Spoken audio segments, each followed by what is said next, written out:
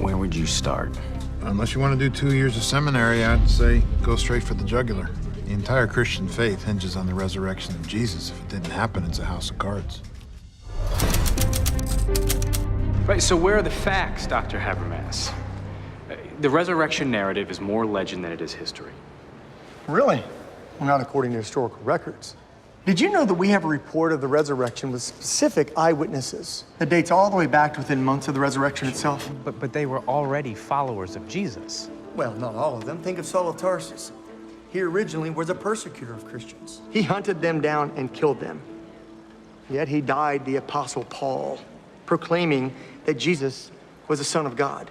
But let's not kid ourselves here. People die for lies all the time. 900 people died drinking poison Kool-Aid at Jonestown. True, and there are other examples like that throughout history, but here's the difference. People don't willingly drink poison for something that they know is a lie.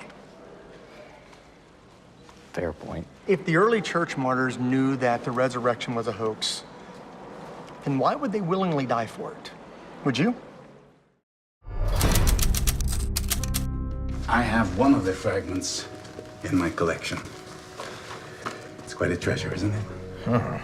After the New Testament and the Iliad, the runners-up don't even come close. We only have 100 copies of Sophocles, 7 copies of Plato's Tetralogies, and only 5 copies of anything by Aristotle. In fact, if you laid the surviving copies of Aristotle one on top of the other, they would make barely 4 feet. You do the same with surviving copies of the New Testament, the stack would be a mile high. Nothing else in history even comes close. How is that for reliable? And no one's ever proven if the shroud is the actual burial cloth of the Christ.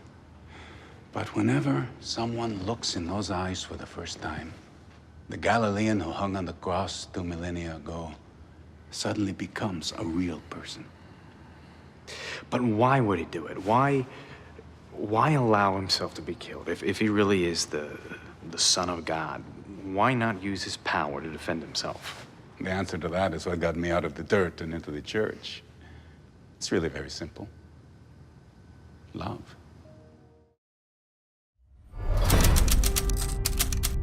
Maybe the reason that the tomb was empty was because Jesus' body was never there in the first place. Because we know that the Romans used to throw the bodies of crucifixion subjects to the dogs, right? Well, there's no evidence for that, but there are specific records that didn't happen to Jesus. And what records are those? Well, actually, the earliest recorded accounts tell us that Jesus was properly buried in a tomb. And the Romans did allow for burial of some crucifixion victims.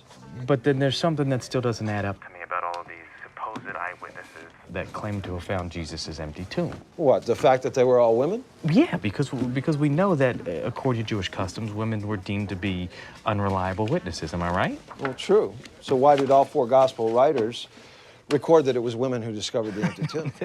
I'm asking you that. Well, if you were a first-century Jew making up this story out of thin air, then you would never say that women discovered the tomb. I can refer you to one of the most impartial sources that I know. Would you trust the Journal of the American Medical Association?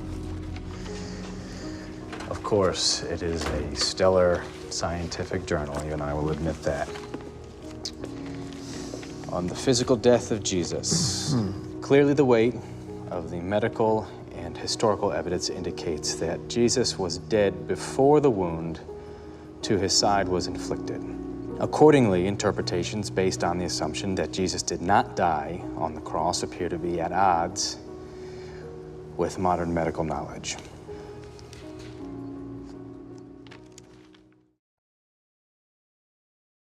Somebody going to do an investigation into Christianity. Where would you start? But whenever someone looks in those eyes for the first time, How can we even talk about historical evidence for the resurrection? The Gospels are filled with contradiction. The empty tomb is based on evidence. And isn't evidence your trade?